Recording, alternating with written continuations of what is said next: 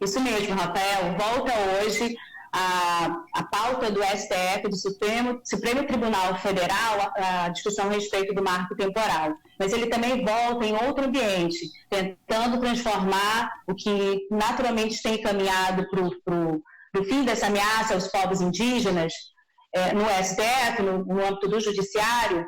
Volta a pauta esse assunto na CCJ, na Comissão de Constituição e Justiça do Senado, tentando transformar toda essa tese em lei e aí aprovar uma série de mecanismos e de instrumentos que legalizam as ilegalidades que estão ocorrendo e estão matando os povos indígenas. Isso é diário, praticamente as notícias a gente tem acompanhado aqui algumas, a respeito dessas ameaças aos territórios que acabam em muitas violências e mortes dos povos indígenas. Então, hoje, tanto no Senado, na CCJ, acabou de começar a sessão, inclusive, quanto no STF, na parte da tarde, esse assunto vai estar na pauta. No STF, quando o assunto foi suspenso, quando a sessão foi suspensa, algumas semanas atrás, cerca de 2 semanas, ficou um placar de 4-2. E falta, portanto, o resto dos ministros para votar, mas para que essa questão seja finalizada, essa ameaça seja finalizada no âmbito do STF aos povos indígenas, restam 2 votos. Há uma expectativa grande que outros ministros, como a ministra Rosa Weber, a ministra Carmen Lúcia, são dos posicionamentos que elas têm se colocado a respeito do que há de legislação e o que há na Constituição a respeito dos povos indígenas. Há uma expectativa muito grande do movimento indígena, das populações indígenas, que esse voto delas seja favorável ao direito deles. E, portanto, o que está previsto na Constituição também, Rafael. Então, há uma expectativa que ali esse assunto seja encerrado. Você sabe que há uma série de interesses, de grupos ricos do agronegócio que estão contra essa aprovação no STF. Então, eles se movimentam e se mobilizam por outro lado. E aí surge essa pauta no Congresso, no Senado, ela volta à CCJ, e a CCJ, Rafael, é interessante, é importante falar, ela está recheada de parlamentares eleitos nesta região da Amazônia, na região norte. Do estado do Amazonas, por exemplo, há 2 senadores, o senador Omar Aziz, do PSD, e o senador Eduardo Braga, do MDB. Até esse momento, nenhum dos 2 manifestou de público qual é o pensamento deles a respeito do direito dos povos indígenas à terra deles, né, e o que há na Constituição. Tem senadores também do Pará, o senador Jader Barbalho, pai do governador Helder Barbalho, já se manifestou contrário, ele é do MDB, disse que vai votar contrário a essa proposta de fragilizar os direitos dos povos indígenas a seus territórios. E há outros também, por exemplo, do estado de Roraima, ainda no Pará, tem o Beto Fara, ele é do PP, também manifestou contra. Esses 2 têm assento na CCJ. No estado do Amapá tem o Davi Alcolumbre, que é o próprio presidente da CCJ, portanto, quem dá a pauta, a pauta para a continuidade ou não de alguns projetos é feita pelo presidente da comissão, e ele é do União Brasil e é do Amapá. Bom, aí nós temos também lá de Roraima, a apresentação do senador Chico Rodrigues. O Chico Rodrigues ele não faz parte da CCJ, mas ele já votou a favor desse projeto em outra comissão, que é a Comissão de Agricultura e Reforma Agrária. Para quem não lembra, o Chico Rodrigues é conhecido como senador do dinheiro na cueca, né? Daquele episódio que ele foi pego com dinheiro na cueca. E tem também ali outros parlamentares, não só no Senado, mas também na Câmara, quando esse processo foi votado na Câmara, quando ainda tinha o número da 490, era PL 490, agora é PL 2903, mas quando era 490, contou ali com a votação de muitos parlamentares da região norte, da votação em peso da bancada do Estado do Amazonas. Né?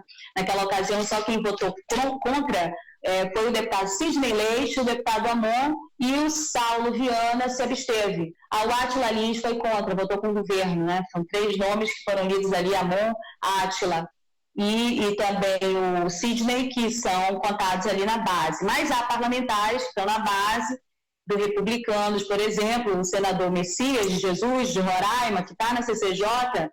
Os Republicanos têm tido conversas com o governo, né? Tem ocupado espaço também, mas é tido como um voto perdido em relação aos direitos indígenas, porque ali os políticos eleitos em Roraima são declaradamente a favor de uma série de legalidades.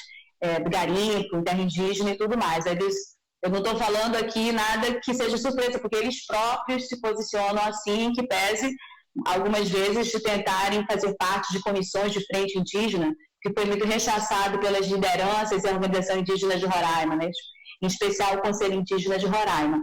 Bom, é isso. Para finalizar, Rafael, só para fazer uma pincelada rápida, preciso dizer que a PL 490, que agora é PL 2903, ela fala sobre o marco temporal, que a gente já tratou aqui várias vezes, que os indígenas só teriam direito às suas terras se estivessem ali naquele período da promulgação da Constituição de 88, de outubro de 88 para cá. Mas há uma série de outros detalhes e artigos nesse projeto de lei que fragilizam os direitos indígenas, atacam e criam uma série de problemas, como, por exemplo, a flexibilização da política de não contato de povos isolados, outro assunto que a gente tem acompanhado bastante aqui na Band News Difusora. Olha, a política de não contato dos povos isolados, adotada pelo país na sua legislação e nas suas instituições, ela não nasceu do dia para a noite, ela nasceu com base na vasta experiência de sertanistas históricos. A gente entrevistou um aqui, como o Sidney Possuelo, também na Band News, e aí a experiência deles com o contato a partir da necessidade do Estado brasileiro, das suas obras, né, da sua ocupação da Amazônia, eles perceberam com o tempo que aquilo era altamente prejudicial para os indígenas de todos os pontos de vista, assim, né, do ataque às suas culturas. Quando eles perdem o sentido das suas culturas, eles tendem a uma série de outros vícios, do que há de pior na nossa sociedade. E acaba resultando também na morte, né, e no genocídio dessas populações. O contato simples, transmissão de doenças que para a gente são doenças mais fáceis de lidar, o nosso organismo, devastou e matou, né, dizimou populações indígenas. Então, com base em muito estudo e muita experiência, essa política foi adotada pelo país. É considerada uma política de vanguarda em todo o mundo. No entanto, a toque de caixa da cabeça vazia, quem não conhece as legislações, né, as pesquisas, a experiência desse país contra os povos indígenas, essas pessoas estão querendo alterar isso. Isso representa uma série de riscos para populações espalhadas em toda a Amazônia, mas especialmente populações que estão concentradas no estado do Amazonas, porque o Amazonas concentra a maior população indígena de povos isolados, isolamento voluntário do mundo, né?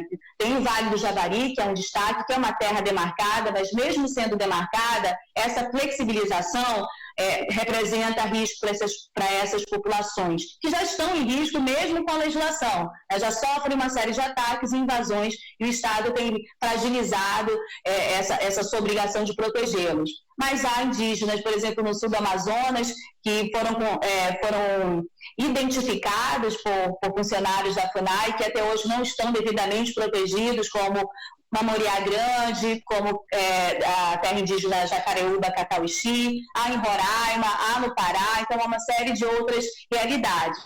E a respeito dessa flexibilização para que obras de interesse do Estado possam ser feitas, realizadas sem seguir consultas que são necessárias dos povos indígenas, que hoje é uma obrigação, até por pactos e que o Brasil é signatário internacionais. Bom, esse projeto ele flexibiliza isso. E aí isso vai gerar, claro, uma série de problemas para terras demarcadas, mas colocar muito mais distante ainda dos seus direitos populações que ainda não tiveram aí o acesso à demarcação, como, por exemplo, o povo Mura, em Altazes, que tem essa questão do potássio, que virou a grande atenção dos políticos do Estado do Amazonas, mas também dos políticos e de uma série de outros grupos que estão em torno do governo federal, e outras terras indígenas, por exemplo, no Pará, né, tem o povo Suruí, Aiqueuara e o povo Tembé, que a gente teve notícia recente de mortes ali, né, de assassinatos,